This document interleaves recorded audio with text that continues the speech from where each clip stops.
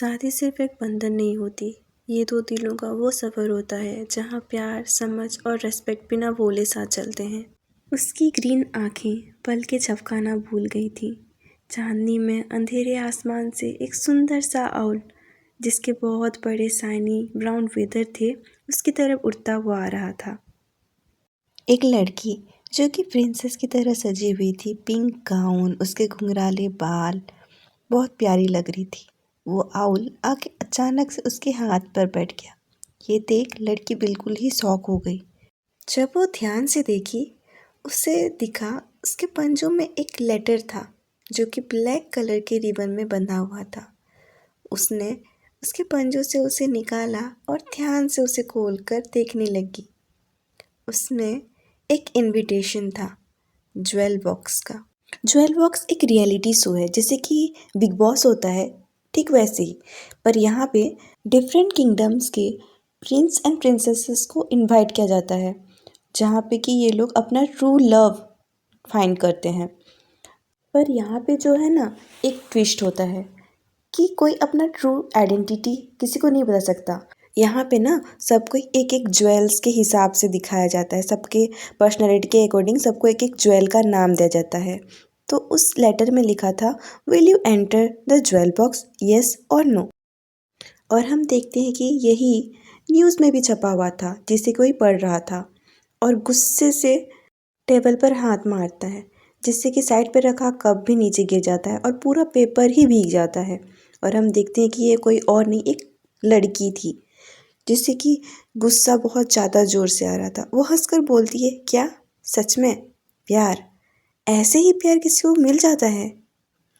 और वो गुस्से से उस पेपर को मोड़ देती है, इतनी ज़ोर से कि वो पेपर फट ही जाता है।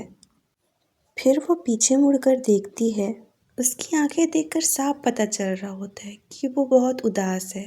फिर वो अपने बेड पर सोते हुए उस आदमी को देखती है जिससे कल ही उसकी शादी हुई थी, और सोचती है, मुझे शादी ही नहीं करनी थी, पर किसी ने मुझे पूछा तक नहीं और मेरी अरेंज्ड मैरिज हो गई। वो एक नोबेल फैमिली की डॉटर थी, पर बचपन से ही उसे कभी कोई चॉइस मिली ही नहीं थी, क्योंकि उसकी मम्मी की डेथ हो गई थी और उसके पापा ने दूसरी शादी कर ली, और उसे उसकी स्टेप सिस्टर्स बहुत परेशान करती थी। और हमें ये बताया जाता है कि लड़की का नाम लूरी होता है और उसे बचपन से ही बुली किया जाता था। एक बार जब वो लोग फॉरेस्ट में थे, उसकी बहन ने उसे पानी में धकेल दिया और देखकर तीनों हंसने लगी। वो डर के मारे बहुत चिल्लाई कि मुझे बचा लो बहन, पापा, मम्मी, मुझे बचाओ। पर उसे बचाने कोई नहीं आया, वो पानी में डूब गई। तभी से वो सोचती है कि तब से आज तक कोई उसे बचाने नहीं आया, और आज भी उसकी शादी किसी से करा दी गई डावरी के लिए। और उसे अचानक याद आता है कि जब वो छोटी थी तब उसने कहीं पे पढ़ा था कि पार्टनर्स को अपने दिल की सबसे गहरी बात भी कंफर्टेबली शेयर कर देनी चाहिए। पर क्या मैं इसे बोल सकती हूँ, जिसे मैं जानती तक नहीं हूँ, जिससे मैं आज पहली बार मिली? क्या वो मेरे भरोसे के लायक भी है? क्या वो मुझसे प्यार भी करता है, या बस ऐसे ही उसने मुझसे शादी कर ली? फिर वो बोलती है, क्या तुम मुझे थोड़ा टाइम दोगे? पहले हम एक दूसरे को जान लेते हैं। वैसे भी हमारी नई नई शादी हुई है, हमें एक दूसरे को अपनी सारी बातें शेयर करनी चाहिए। ये सुनकर उसका हस्बैंड बोलता है, लूरी, क्या तुम पागल हो गई हो? तुम्हें क्या लगता है मैं यहाँ तुमसे बात करने आया हूँ? तुम्हें तो ग्रेटफुल होना चाहिए कि मैंने तुमसे शादी करके ऐसे वाइफ तुम्हें यहाँ पर लाया, ना कि नौकरानी। ये सुनकर लूरी बहुत उदास हो जाती है और कुछ बोल नहीं पाती। फिर दिखाया जाता है कि उस घर के सर्वेंट्स उसके पास आते हैं और उसका हस्बैंड सबको डांट रहा होता है कि तुम इसे जल्दी यहाँ से लेकर जाओ और इसको मेरे सामने मत लाना, किसी दूसरी लड़की को लाओ।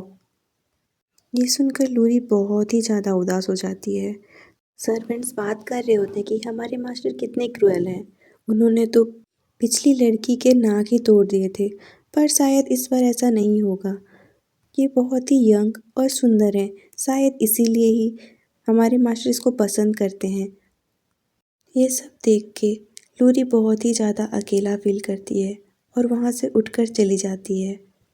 और बताती है, जब मैं छोटी थी और मैं कुछ सह नहीं पाती थी तो मैं बस अपने आप को लाइब्रेरी में बंद कर लेती थी, जहाँ बुक्स मुझे किसी और दुनिया में ही ले जाते थे और मैं मेरे साथ क्या हो रहा है उसे बिल्कुल भूल ही जाती थी। काउट लेज़ा जिससे मेरी शादी हुई है, शायद उसके पास बहुत पैसे हैं और पूरे स्टेट में तो ये भी रूमर्स हैं कि वो कुछ प्राइवेट कलेक्शंस रखा हुआ है। पर जब वो उस रूम को एंटर करती है वो एकदम डर जाती है। पर जब वो उस रूम को एंटर करती है वो एकदम डर जाती है। वहाँ पे अजीबो-गरीब क्रिएचर सबको प्रिजर्व करके रखा हुआ था। तो अच्छा, यही प्राइवेट कलेक्शन है। वहाँ पे एक मरमेड होती है जिसे कि ग्लास के ट्यूम्बर में प्रिजर्व करके रखा हुआ होता है। उसे ये देखकर बहुत बुरा लगता है और वो सोचती है, क्या मैं अपने आप को इस सिचुएशन से बाहर निकाल सकती हूँ? यही मेरा एंड है, कोई मेरी मदद करने नहीं आएगा। यही सोचकर वो दुखी हो जाती है और अपने रूम के बालकनी के ऊपर चढ़ जाती है और बोलती है, मैजिक अपॉर्चुनिटी सिर्फ कुछ लोगों को ही मिलती है और मेरे जैसे लोगों को कुछ भी नहीं मिलता।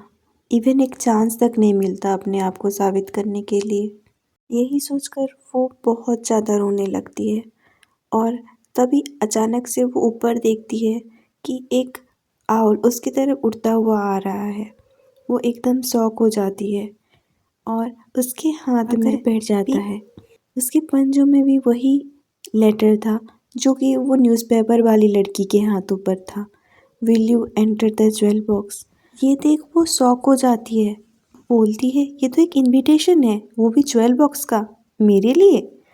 पर मेरी तो शादी हो गई है, फिर क्यों कोई मुझे इनविटेशन क्यों भेजेगा, वो फिर ज्वेल बॉक्स का? ये पक्का ही मजाक होगा किसी का।